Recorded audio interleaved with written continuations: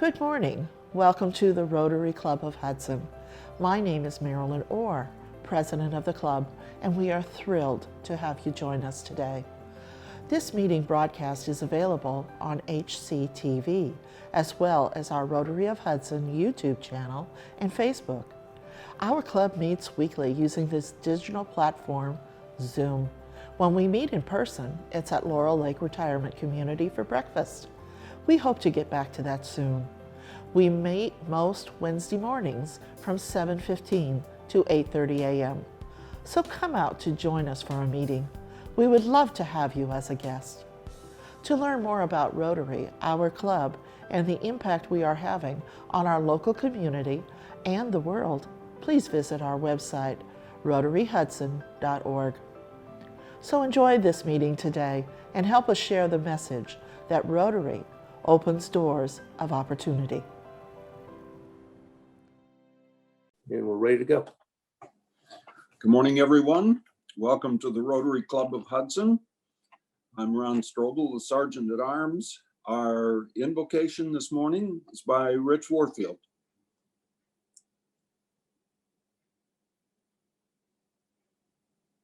I hope.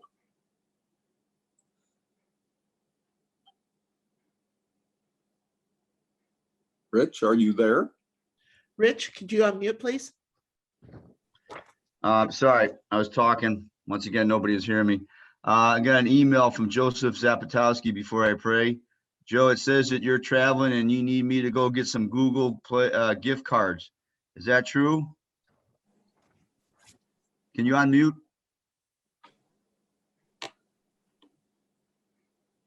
I'm pretty sure it's a spoof, so we could probably move on. That is All a right. scam, right. by the way. That's, Just want to Yeah. make sure. I don't want to let a fellow brother down. Okay. yeah. The Nigerian prince will call you later. All right. So Tom, you don't need any either. Let us bow our heads. Heavenly Father, thank you for this time together. I pray for our fellow Rotarian friends here on Zoom. Let this meeting be constructive, Lord. And I pray for those people that have lost loved ones in the last year and a half due to this crazy pandemic. And I pray for their families.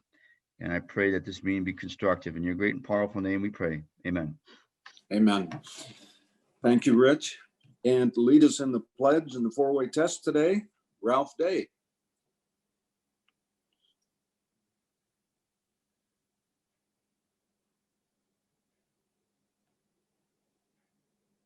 Go ahead. Okay. I pledge allegiance to the flag of the United States of America and to the republic for which it stands, one nation under God, indivisible, with liberty and justice for all.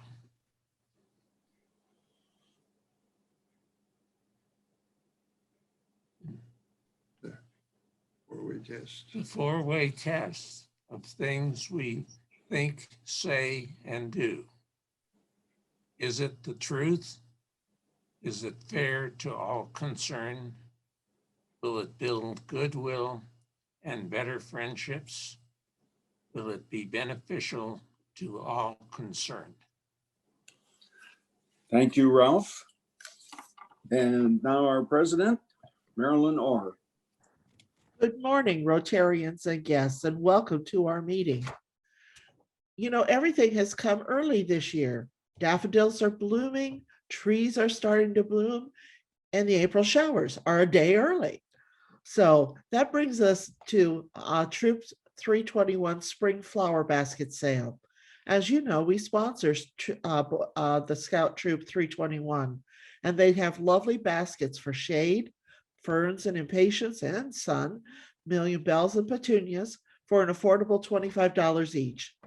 As last year, the flowers are for sale online. There was an article in last Sunday's Hub with the site address, and I urge you to consider bringing home baskets of flowers through the Scout Troop. The orders are being accepted through April 26th, and will be delivered on May 8th or 9th, just in time for Mother's Day. Now it's also time to clean out the garage. And if you find a bike you don't need, well, John Polhamus is with us this morning with a suggestion. John is the local leader of Bikes for Christ. John, please unmute and tell us more about your program. Okay, Cycles for Christ is a ministry of the Hudson Presbyterian Church. Well, first off, I wanted to thank you guys for the opportunity to make this presentation. And the talk is dedicated to the glory of God in honor of Hudson Rotary and Reverend Dick Shipley, who was the founding pastor of our church. Through my years of experience at Goodyear, we always have a safety message at the beginning of each talk. And the safety message I want to bring this morning is when you ride a bicycle, always wear a helmet to reduce possibility of head injuries by 85%. Don't let anyone, including yourself, ride without one. As I mentioned, the Cycles for Christ is an outreach evangelistic ministry of Hudson Presbyterian Church, located at the point at the corner of 303 and Boston Mills.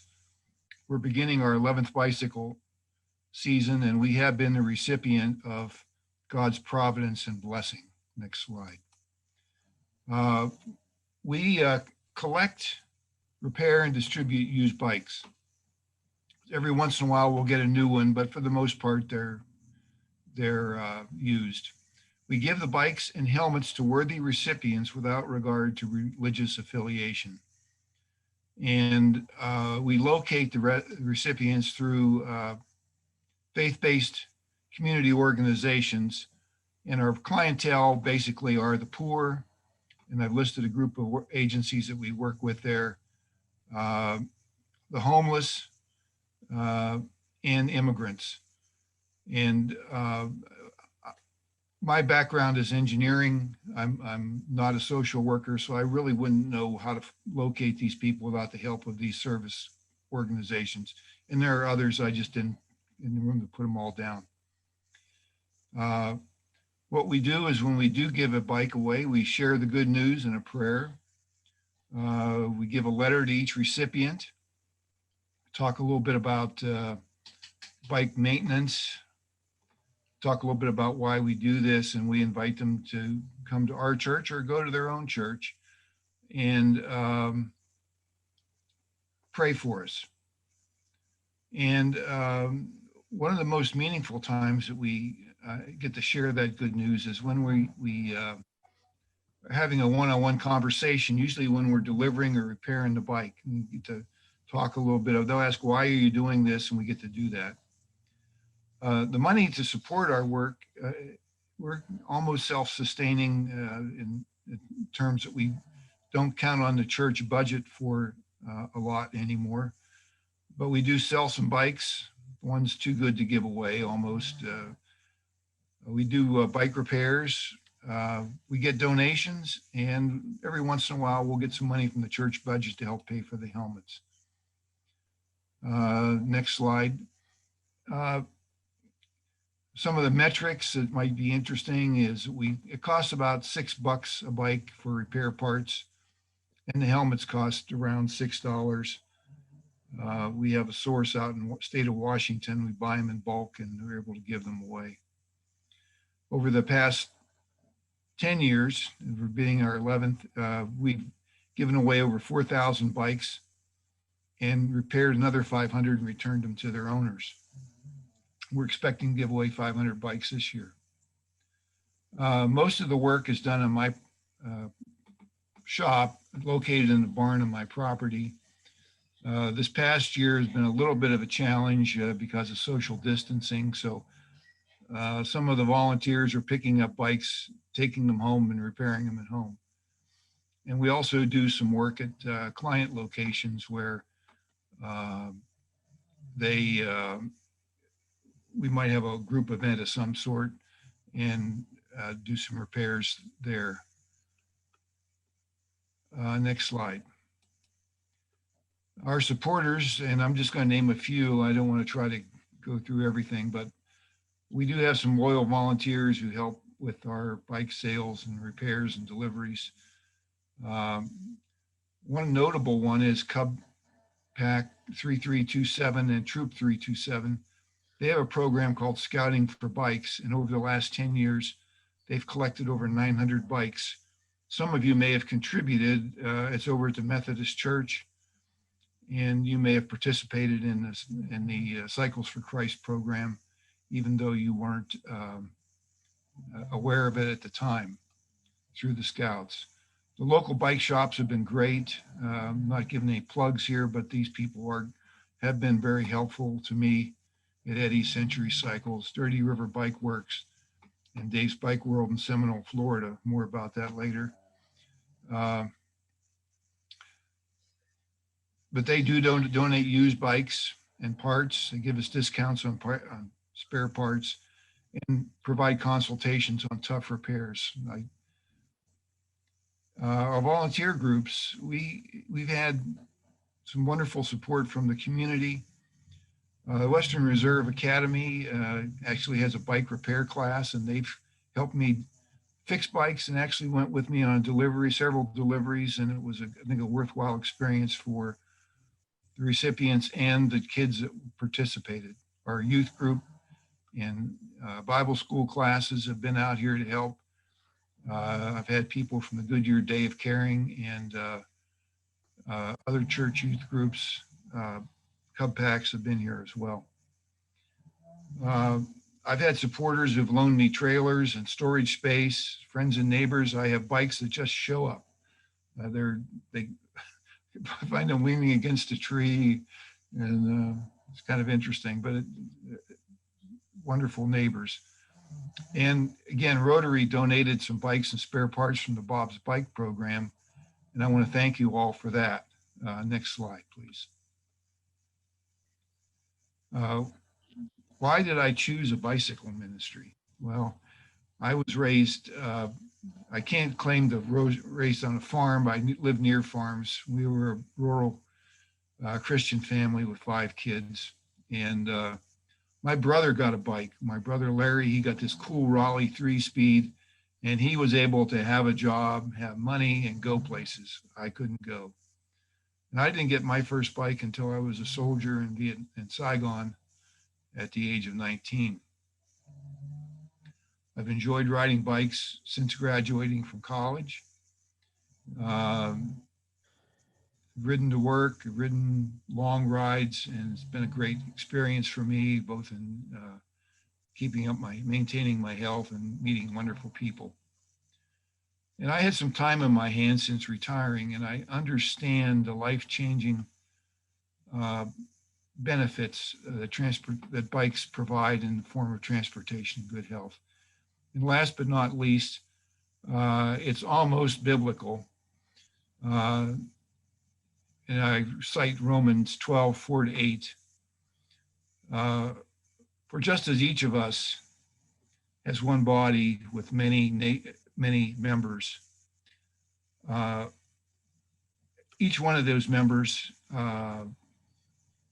has many different functions. So is in Christ. They form one body without members belonging all to the other. We have different gifts according to the grace given to each of us.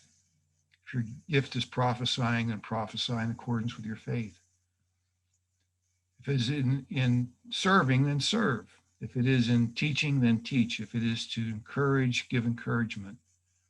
If it is giving, give generously. If it is to lead, do it diligently. If it is to show mercy, do it cheerfully. Now, I know that doesn't cover bicycle repair specifically, but I think somewhere in the lines there is the fact that if you do it, you ought to find some way to use your talents. And this is one way I found to use mine. Next slide. How Cycles for Christ got started. I was down in Florida with my wife. We're snowbirds in January of 2011. And I found 5 abandoned bikes at a foreclosed home. and I fixed them up and I gave them away through a local church down there that I attend. And I thought it was a one-time effort. Well, I came back from Florida and I was having breakfast with Pastor Rob Spar, and he said, why don't you try it up here? It might work. So I put together a proposal for our church mission committee, and they recommended that I provide a helmet and provide some sort of a letter with each bike, and that I distribute the bikes locally. And I'm thinking to myself when I was told this, are there people in Hudson who need bikes? Seriously. I mean, but anyway, the first year we collected and repaired 110 bikes.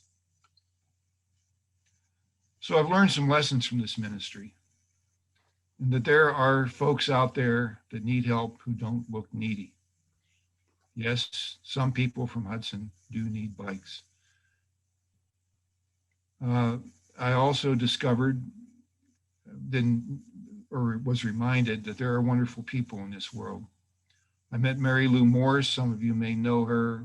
She worked at the Hudson Community Service Association. She was one of the first volunteers that I worked with. She taught me a lot about service. There was a Cub Scout. I gave a talk at their PAC meeting about my ministry. He personally collected 8 bikes and solicited $300 in donations and presented that to me. It was just overwhelming almost. There was a man named Richard Small who was a client of mine who was dying of cancer.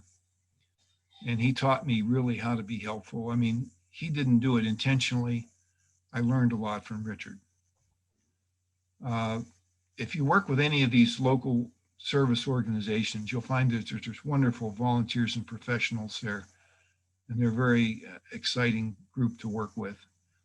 And there's many more, including my good friend and fellow Rotarian, Bill McClure, who's here with us this morning. Good morning, Bill. Another thing I learned is that we're giving away a lot more than a bicycle and a helmet to some folks. I'll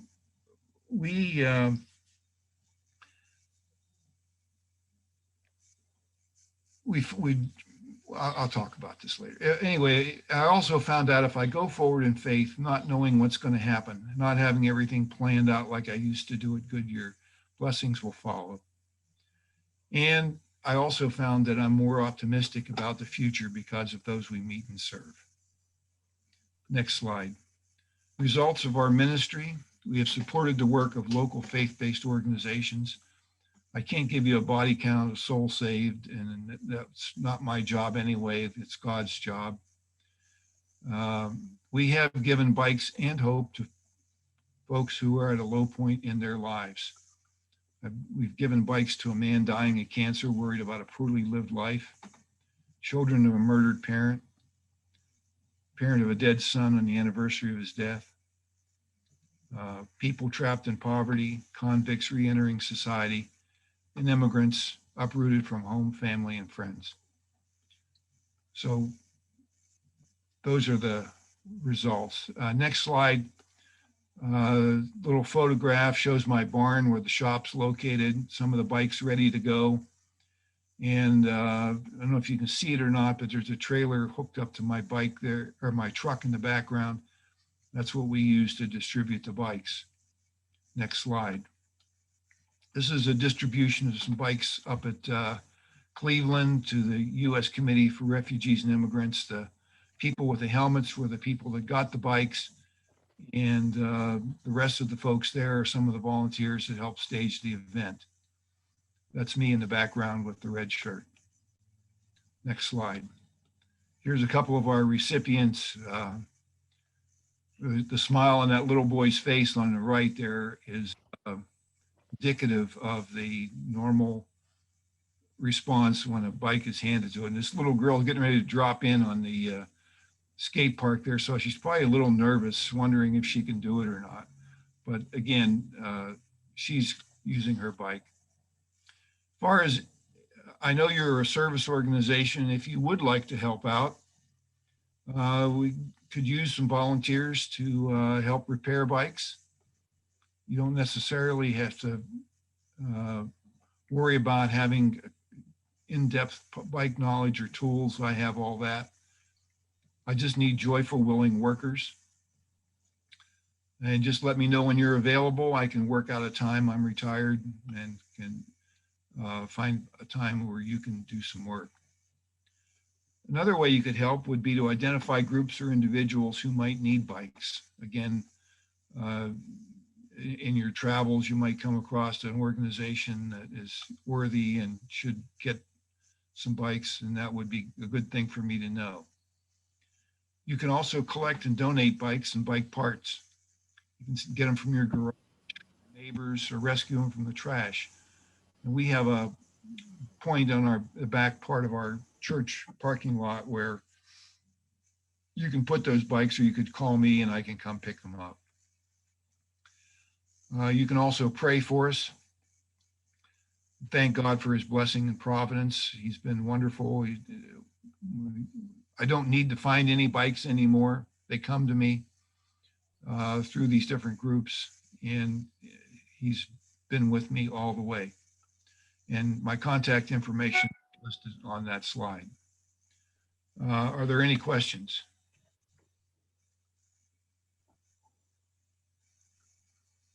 Well, this is a great program.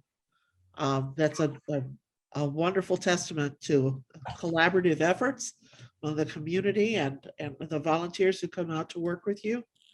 It's great. It's just really great. Thank you.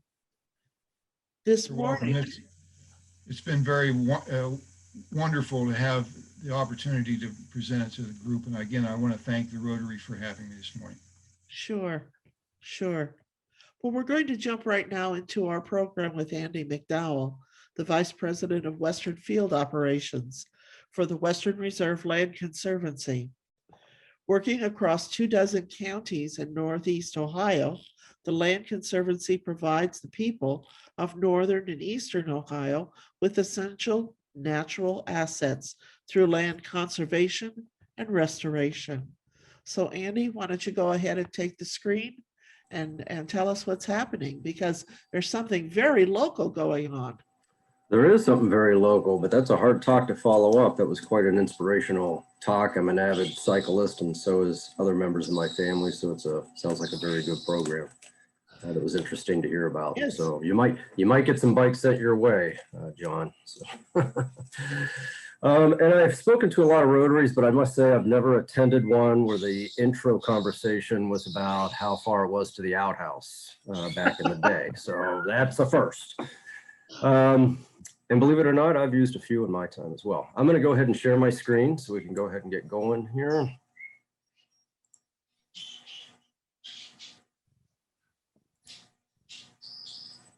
Let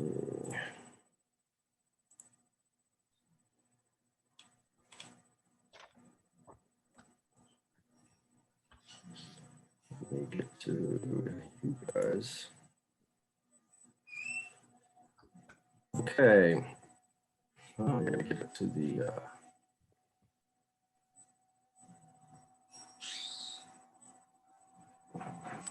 all right, I'm not going to get into too much background of the Conservancy, just a little bit, since it was already mentioned early on.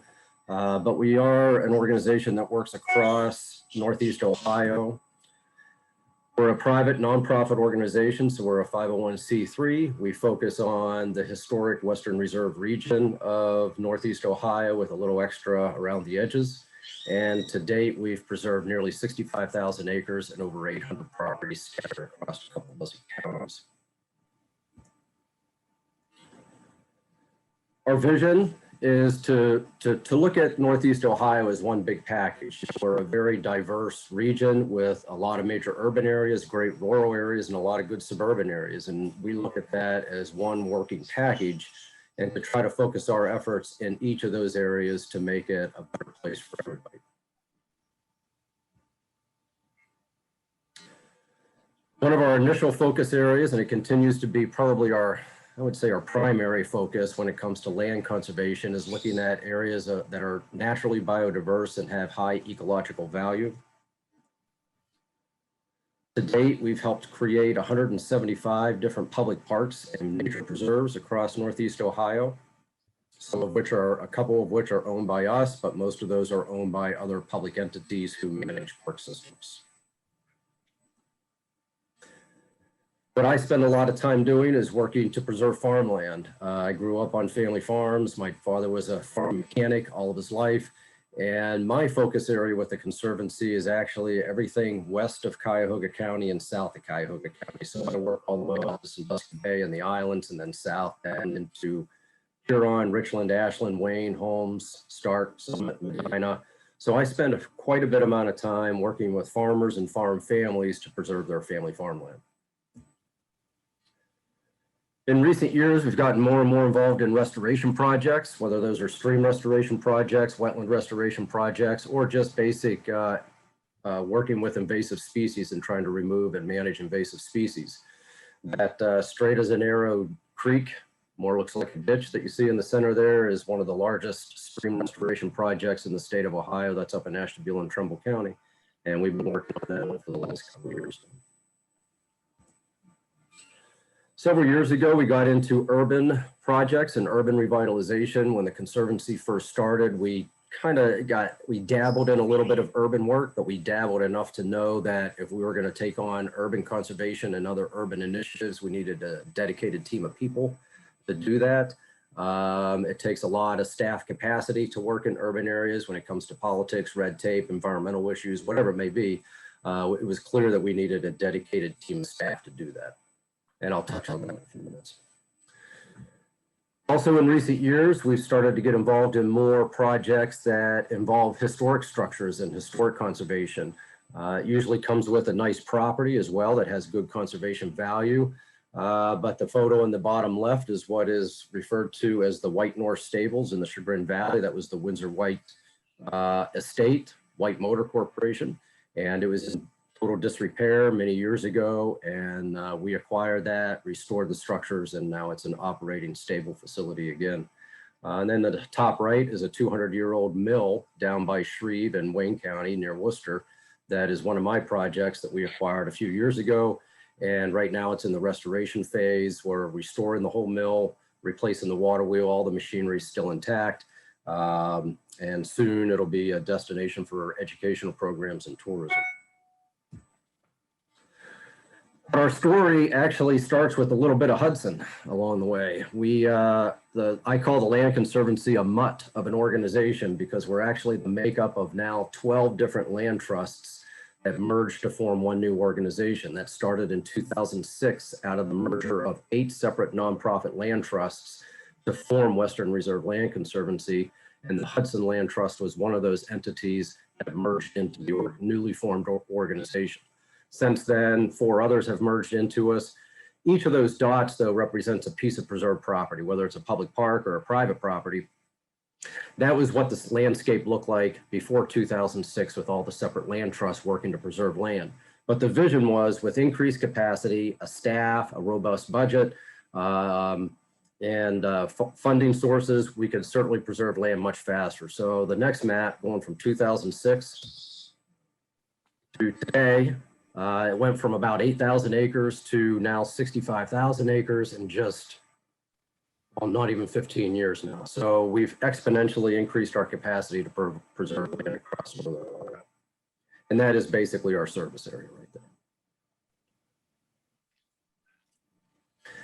Hudson, obviously, people know Hudson's grown a lot over the last couple decades, and Hudson, we use Cuyahoga County as a good example. Just the moral of this story is that it's clear you have to get out ahead of development if you want to conserve good conservation land, whether that's for public parks or ecological benefit.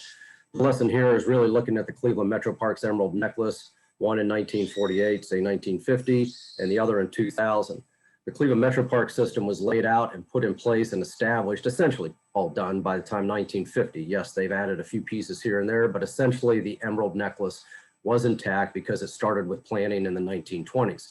They knew by the time that next map was going to come along in 2000, you're not going to retrofit that into an urban landscape. You have to get out ahead of it if you want to preserve those kind of places.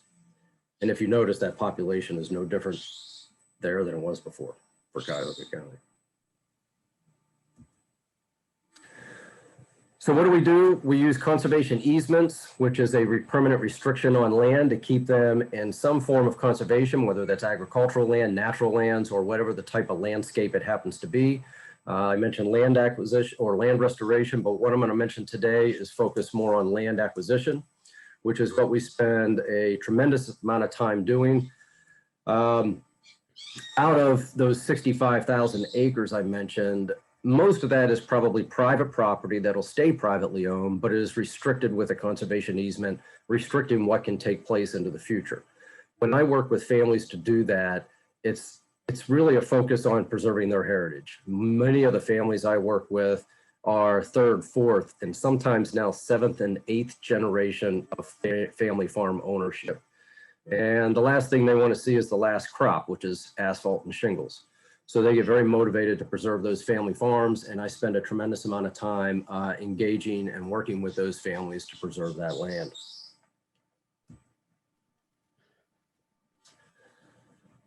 One of the aspects of our organization I really support quite highly for being a country boy and liking my rural areas. I spend a tremendous amount of time as well assisting, or well, sometimes, as much time as I can, assisting the urban arm of our organization called the Thriving Communities Institute. It has a few focus areas. It does do traditional conservation projects like I work on and what the Land Trust has traditionally worked on when it comes to acquiring pieces of property for public park space. Naturally, in many cases, those are much smaller than, let's say, a 200-acre piece of property I may be looking at acquiring. But they also get involved in statewide initiatives as well. For one thing, they help to establish county land banks all across the state of Ohio. County land banks are a quasi-public entity that can help to deal with the situations like you see in that top picture. Take in dilapidated, foreclosed, fallen apart homes that have basically been abandoned, demolish those homes, get them back out either onto the market or give it to a side yard, to a neighbor, or whatever, get it back into productive use. And we've helped to establish county land banks all across the state. We've secured hundreds of millions of dollars in federal funding for those land banks for the demolition. Each house roughly costs about $7,000 to $10,000 to demolish. So that steady funding source is critical. That initial funding has been spent. We're working on on other initiatives to get that funding back in place. And we're trying to reforest the forest city. We've planted hundreds, thousands of trees across the greater Cleveland area, and that program is also ongoing. One of our public parks that we actually own and manage is actually down, I mentioned, John was mentioning he was with Goodyear. This is not too far from the old Goodyear, from the Goodyear test track, an area called Adams Run and Haley's Ditch area near the Goodyear test track that is managed as a public park. Just provides tremendous assets for communities and neighborhoods just to help develop those little pocket parks like that.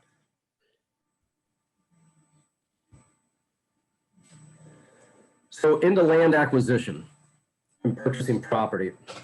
We probably spend the most, as far as the time on the clock, with these type of projects. They're very time intensive, staff and resource intensive, but we do a lot of things for different entities. Like I mentioned earlier, in many cases, in most cases, those properties that we help to purchase typically get ended up owning by a county park system, municipality, a township, sometimes other nonprofits. In most cases, we feel that they're in a better situation to manage them long-term as a public park with the staffing and budgeting that they have in place to manage property. We consider ourselves experts in real estate transaction work. Really, at the end of the day, what we spend a tremendous amount of time doing is real estate transactions. We have 2 full-time attorneys on staff. We have project managers on staff. We have public funding grant writers on staff. We have a traditional development team on staff that does the philanthropic fundraising. So we are good at getting the ball rolling, getting all the packages bundled up, and at the end of the day, try to hand over properties to the public entities to manage as public parks. We're very good at trying to identifying funding sources, whether that's private philanthropic dollars, including foundation support, individual donors, as well as state and federal funding available for these type of projects. And sometimes it's a much easier for, let's say, a park district to engage us on acquiring land than it is for them to do it on their own. With in-house staff attorneys, we have the legal power in-house to do this kind of work. We have experts in grant writing. Once a grant is obtained for funding a project, or in many cases, multiple grants. We have project managers that shepherd these projects from start to finish, do all the grant administration, all the work. And then sometimes we're getting a, for lack of a better word, a sloppy piece of real estate. It has a lot of title issues. Maybe it has 3 houses on the property. Park districts don't want to become landlords. They don't want houses, but it's very difficult for them to separate that off and sell those once they've acquired it. So we can step in, acquire the whole property, survey off the house lots, sell them separately to the private market, and then the back land, as we like to say, can go to the park district.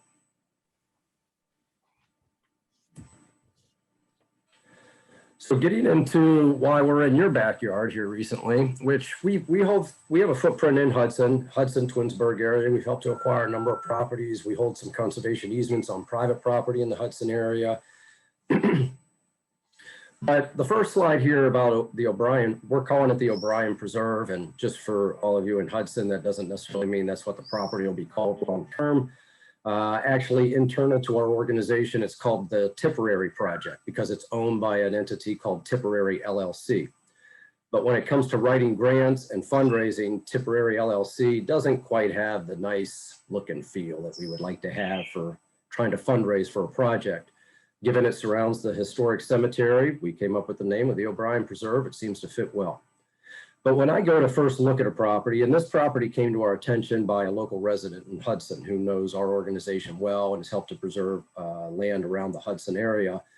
And he called me and he said, hey, you know, there's this property for sale on Hudson Drive over here, and it looks pretty good. It might be something you guys are interested in. So I started looking it up on the internet, went to the auditor's website, poked around and looked at Google Earth and a number of maps. And I thought, yeah, that looks like it has pretty good potential. When I get on the property, what I immediately start looking at is, does it have the natural resource features that would lend itself to funding? Does it have streams? Does it have creeks? Does it have any kind of water frontage? Does it have wetlands on the property? Does it have the potential for rare plants or rare animal species? All of those attributes help to fund it. Now, those aren't the only attributes. In some cases, the grant applications, sure, they all look at those type of attributes.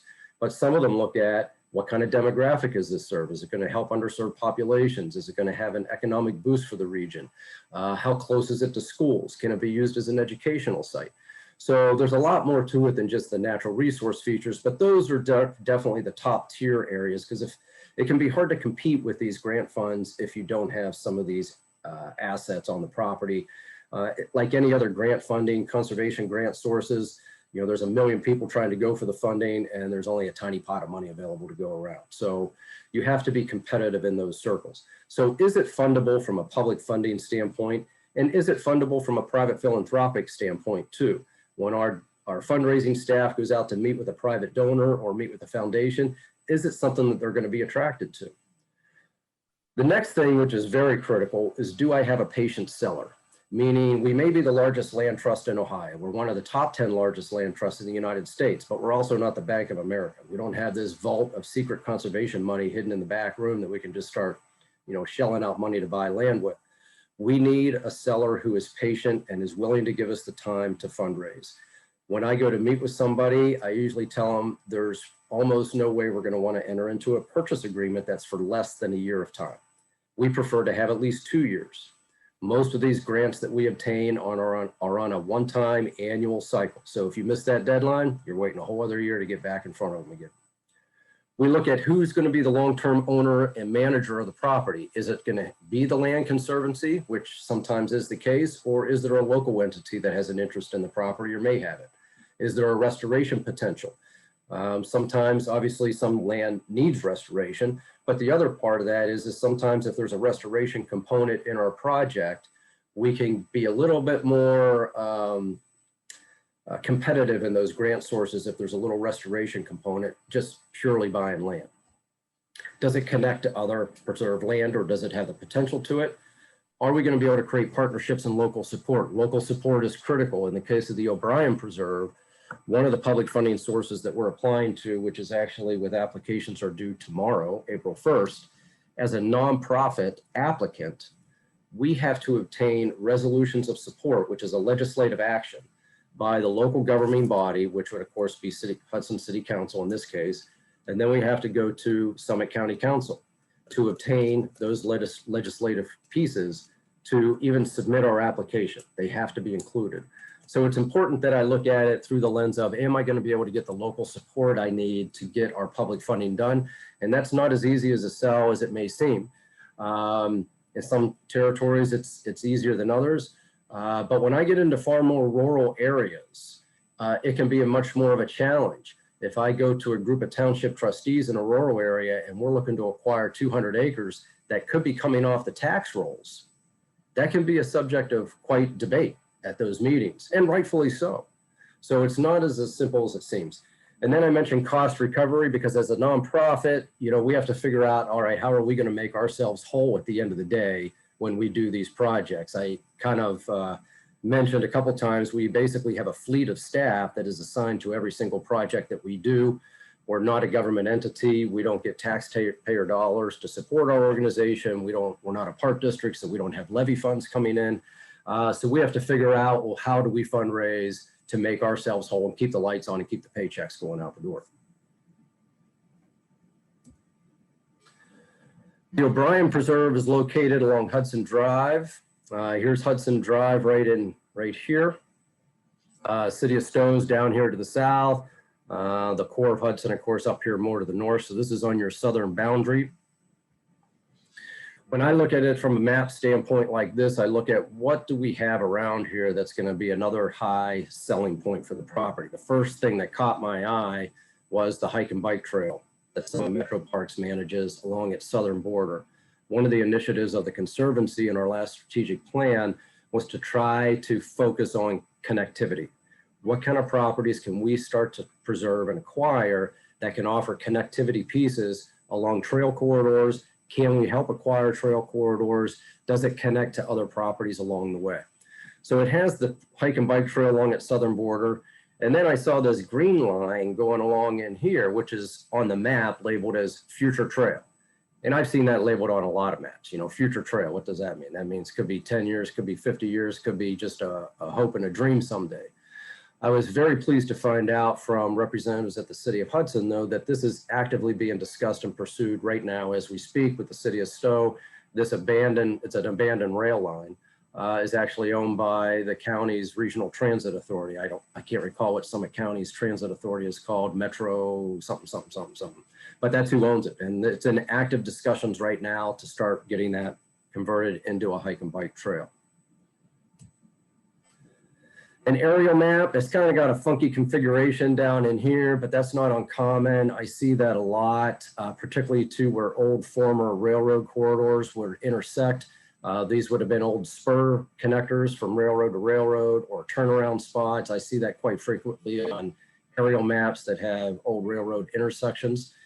This little chunk here in the middle is the O'Brien Cemetery, right in here, the cemetery, as well as the parking area that's adjoining it.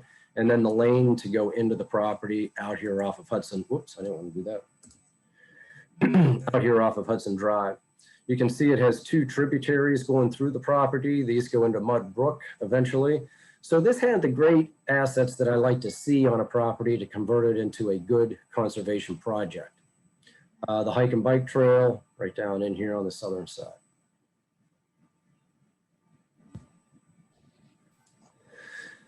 This is looking down the lane. If you just pulled into the driveway off of Hudson Drive, this is what you would see, the visual on the property.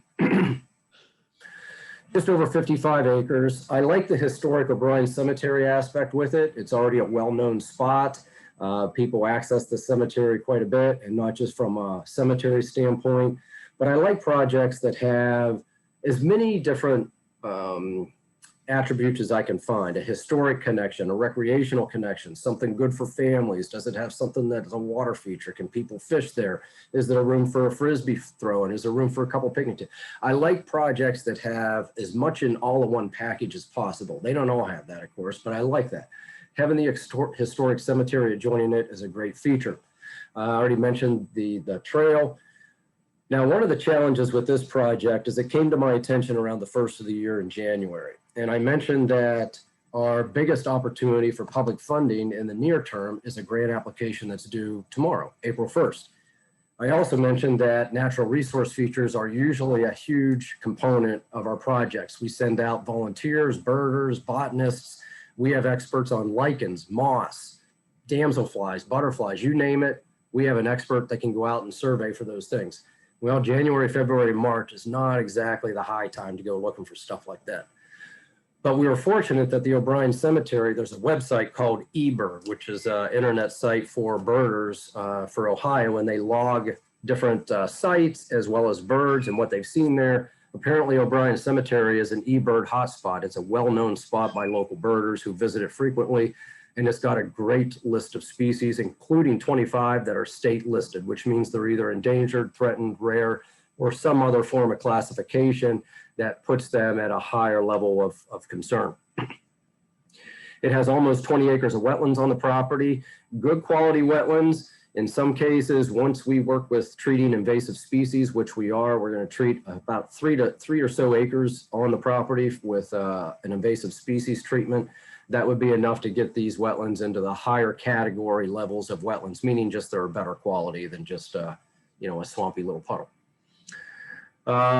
It has over a half mile of linear feet of stream, which is great. We have a restoration component. It's very scenic and it's easily accessible. So it has some great aspects to this project. In terms of our budget, it has about a total of a $700,000 project cost. That also includes our staff time, grant administration, project management, my time, our stewardship at the end of the day. This property and all the projects that we do, whether it's a park district or not, most of the time, even if we transfer property to a government entity to manage, we still hold conservation easements on those properties. All the grants that we get come with some sort of restrictions attached to them. The properties have to be restricted in some sort of way to keep them in conservation and limit how much can be done on those properties. If this public funding sources are being obtained for the purpose of creating a public park and a passive park, and it has to have certain criteria, then we make sure it stays that way into the indefinite future. But this also includes, of course, land acquisition, includes the restoration aspects of it as well. Clean Ohio Fund is our biggest funding source we're looking at, which is a state of Ohio funding source. We did get the needed legislation from the city as well as Summit County Council, which were both governing bodies were extremely supportive of the project. I think both councils had unanimous support for both projects. So we are good to go on that front. We are talking to a local foundation that has a significant interest in helping to fund the project. A couple individual donors have also pledged some interest in the project, and the landowner itself is giving us a bargain sale, which is one of the strategies we use quite a bit when we're trying to acquire property. As a nonprofit, sellers can take tax benefit advantages of working with us versus a private sale to a private buyer. And basically a bargain sale is meaning that he's selling the property to us for less than the appraised value. And the difference between the appraised value and the sale price is what is referred to as a bargain sale. And that amount of difference is tax deductible in certain tax brackets, as well as can be counted as match in grant applications. So just a few photos of the area. Like I said, it's got tremendous bird data. One of the local birders supplied this photograph to us of a great horned owl she took on the property. It has great wetland features, the couple creeks on the property, and there's actually already a number of trails on the property, particularly south and southeast of where the cemetery and the cemetery parking lot is. Now the property, even if we get it acquired, which would, if we get the Clean Ohio money, it probably won't be till close to the end of the calendar year to when we acquire it. It'll certainly be a little while before we'll be ready to open it to the public. Will we entertain discussions with any public entities about long-term ownership and their ownership? Sure, we will.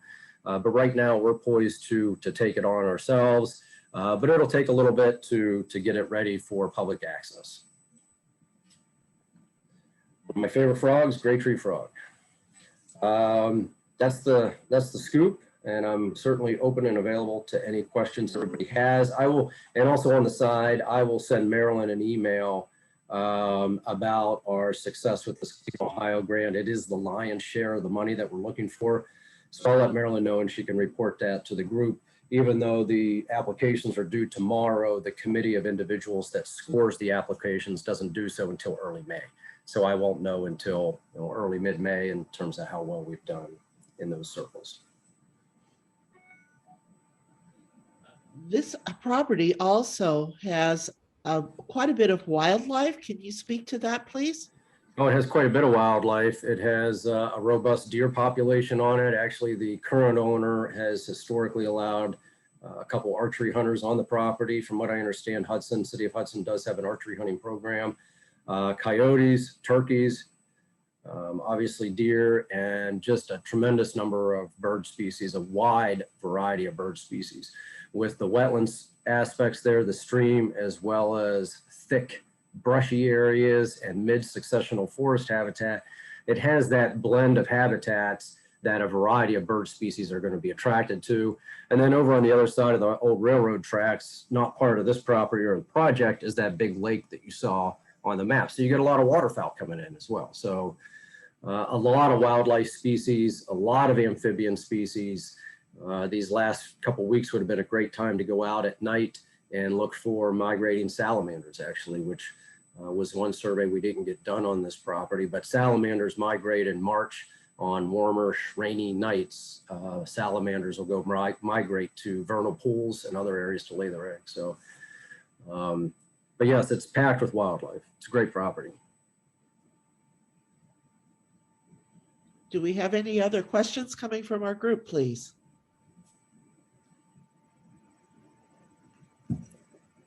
You recently preserved a group of a property outside of Peninsula that was formerly a golf course. Were you involved with that project? No, I think that was the Countryside Conservancy that works alongside the national park. I believe that was them. Although I did just get done doing a golf course here in Lorraine County. I just transferred a 250-acre golf course to Lorraine County Metro Parks just first part of or middle of February, actually. Okay. So we do a fair amount of old or former or abandoned or wanting to be abandoned golf courses. I'm talking to one out now in Erie County at the moment. I see Mimi's wanting to ask a question.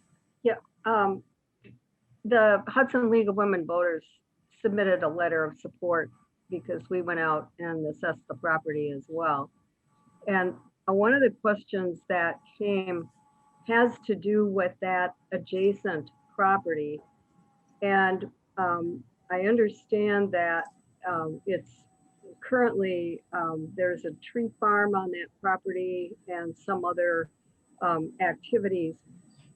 What kind of stewardship monitoring would you have to do to ensure that the users of the O'Brien Preserve, or whatever we're going to call it, do not trespass on that property? Because I understand that that's a really big issue. Oh, really? Yeah. That's good to know. Well, we can certainly post the edge of the property with signs, which we don't like to do. Nobody likes to look at signs, especially ugly posted no trespassing type signs, but we will use signs that have a little bit Stay out more, of the lake. yeah, a little bit more tact to them, I think. Yeah. But that's a good piece to know. I was not aware of it being a significant trespass issue over there. Not that it's surprising to hear, of course. No. But that's a good piece to know. We deal with signage. We can also engage Hudson Police if needed. Since we're looking to own this property long term, we would be on the property more than we would if we just held a conservation easement on the property, which in those cases, we only visit the properties generally once a year, unless there's an issue that we need to go see. But in this case, I guess we'll maybe talk to that private property owner and Hudson Police and kind of get more of a background on what's going on and see if we can address it better. I think with the times I've been on the O'Brien Preserve, I don't recall seeing a sign. As I stand at the cemetery looking up to the old railroad, there's no sign or anything that says, hey, keep out. So, No, there's just, if people decide to do ropes work down there. But interesting. We did find signs of additional mammalian species, but also one of the issues, because it's such a hot spot for not just lots of birds, but listed birds, it would seem that there'd need to be some kind of a educational kiosk about not disturbing bird habitat if you're going to go there, because you can't take 3 steps without Mhm. being aware that this is unique bird habitat. It is, and it's great nesting habitat, which is the most critical. We get surveys for bird data, and this time of year and coming up through the next couple months is a great time to survey data with migratory species coming through. But where the rubber meets the road is what kind of nesting species do you have present on these properties? And yeah, I could certainly see, we've actually already been discussing potential kiosks in another context, but we would certainly include something like that as funding allows. Of course, everything we do, we have to fundraise to do it, but. Yeah, Question. Andy, so sure. That, by the way, was a very well done presentation. I learned a lot. Thank you. I'm just curious how large your land conservation organization is, both in terms of staff and budget. Staff wise, we're about 40, low 40s, 44 staff, I believe. There's about maybe 10 individuals or so that work in our urban thriving communities office. A number of those are tree stewards. The one thing about planting trees is you better figure out how you're going to take care of them if you're going to plant them. And then there's another guy like me. I'm kind of a jack of all trades guy. I work in western part of our region, and then there's an eastern guy that does what I do.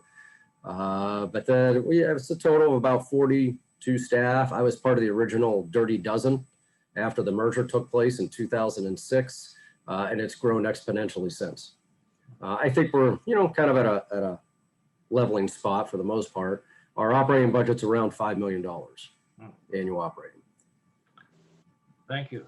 You're welcome. Andy, great presentation. This is Phil Tobin here. Do you ever get involved in environmental issues that hazardous material on the property or anything like that?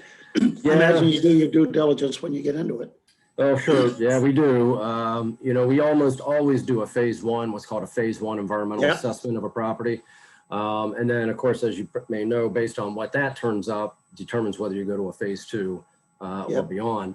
Naturally, we try to avoid it just because of the costs involved, but certainly we've gotten involved in a few areas that took that phase 2 and took it to the next level.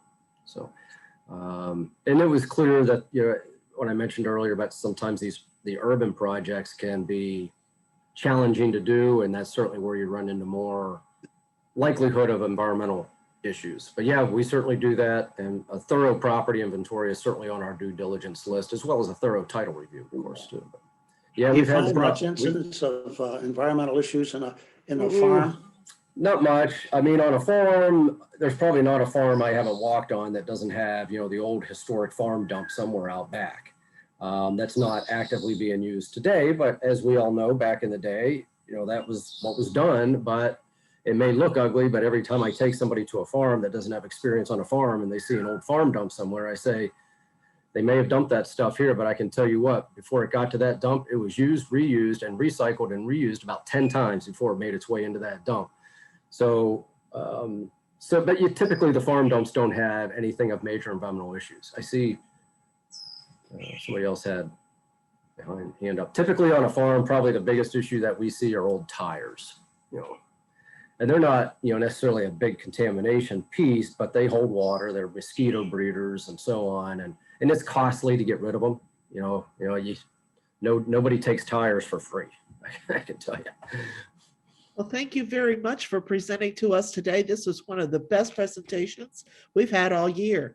Earlier, we did have Bill Seepy, who was with the Veterans Trail, that rail line that runs adjacent to this property. So when we were starting to hear about this, our whole group had a real interest in what was going on. So thanks for bringing us up to date. This was just terrific. You're welcome. Last thing I want to mention is if anybody knows anything interesting about the property or the old cemetery, I got 24 hours before that grant's due. So you feel free to send me an email because, we're not locals necessarily. So if you know of any tidbit, no tidbit is too small. It can be worth a point in an application. So feel free to send me an email. Thank you. Well, that's a great pitch. That's a great pitch. And so let's put our thinking caps on. If we know something more historic, let's do our part to help. Well, next week, we're going to be hosting a joint meeting with the Clock Tower Club to determine the final winners of the 4-way speech contest. 2 winners from our group will advance to the district contest. And so a huge thank you goes out right now to Jim Ahern for coordinating that speech contest. We're going to close today, as we usually do, looking back in history. In 1880, the first town to claim to be completely illuminated by electric lights was Wabash, Indiana.